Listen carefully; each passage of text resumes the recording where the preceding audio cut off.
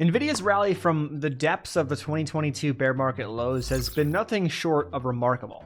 450+%, maybe it's more by the time you're watching this video. It honestly blows my mind that we're able to see stocks with this large of a market cap move to the degree that they're actually moving. Not to mention this comes on the back of an even larger move from the lows of 08, October of 08, over 4,000% if you were to buy the lows of 08 and hold Nvidia all the way to right now. Absolutely bonkers. Now I know what you're thinking. Oh, here comes another guy, 20-something-year-old guy trying to tell me and give me investment advice and tell me to sell Nvidia now. That's exactly what I'm not going to do. Maybe you'll find that somewhere else, but the purpose of this video is actually not to encourage anyone to buy or sell anything. Well, at least right now.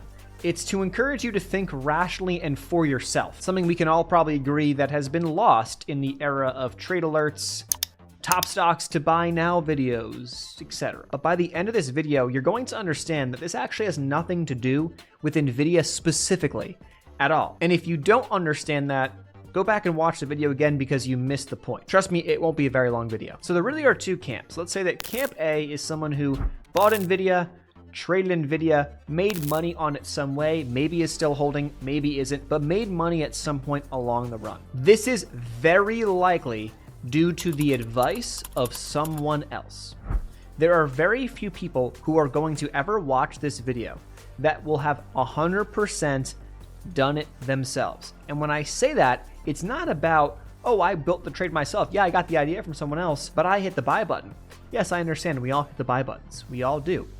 But you got the idea that it was either undervalued or a good trade idea from somewhere. Then there's people in camp B who have never bought, traded, invested in, shorted Nvidia at all. And these people likely did the same. They took advice, or they heard, or they saw somebody, somewhere, or something tell them that Nvidia is overvalued. And you could even say that there's a third camp, camp C, of people who shorted Nvidia and maybe lost money on the short side. I guess you could have made money on the short side, depends on when you did. But if you lost money on the short side or made money, you know, same idea. Right? You can get funneled into one of those camps. But here's the fundamental issue, and it all comes back to FOMO, greed, and jealousy. All normal human emotions, by the way. These are all things that we feel and experience every day. People in camp A got confirmation, whether consciously or subconsciously.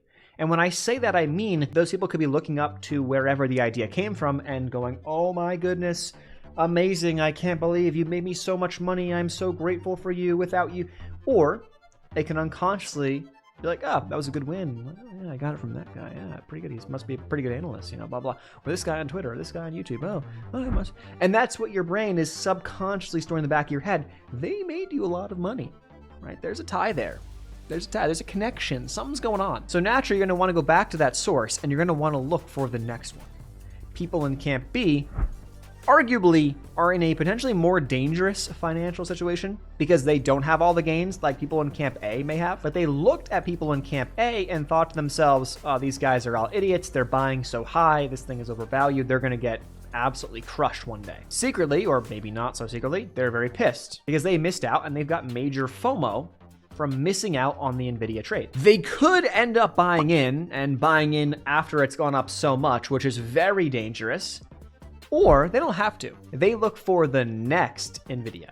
They want to find the next one before it runs 4,000%. So they go back to the influence that they had to tell them not to get into Nvidia, and they say, this place, this person, whoever, doesn't know what they're talking about, they're an idiot, I'm not going to listen to them again. And they go to where the people from camp A got their advice from, and they look for the next Nvidia, all because they got it right the last time. So you see how this kind of starts a spiral, right? Now this person or guru, this medium, it doesn't have to be necessarily one thing. It could be a combination of things. It could be a show. It could be an analyst. It could be AI, like some AI trade signal for all we know, right? It could be literally anything where they were influenced to get the trade idea, investment idea to get into Nvidia whenever they did. It doesn't matter. As humans, we naturally want to follow something. We are looking for advice. We're seeking something that we can follow along. And it's kind of just the way that society has progressed these days.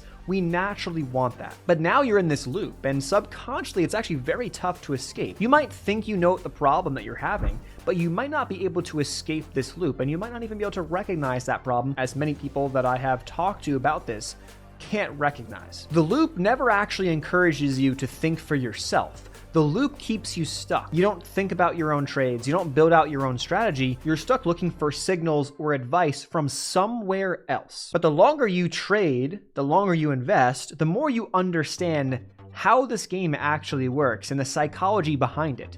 You are not going to be right every time. So people in Camp A, going back to their source for the second, the third, the fourth, the fifth idea, there's a higher chance, after having a very large winner or being right, there's actually a high chance the next one is going to be wrong. And those in Camp B who missed out and seek out the source from Camp A are likely going to be wrong on the next idea.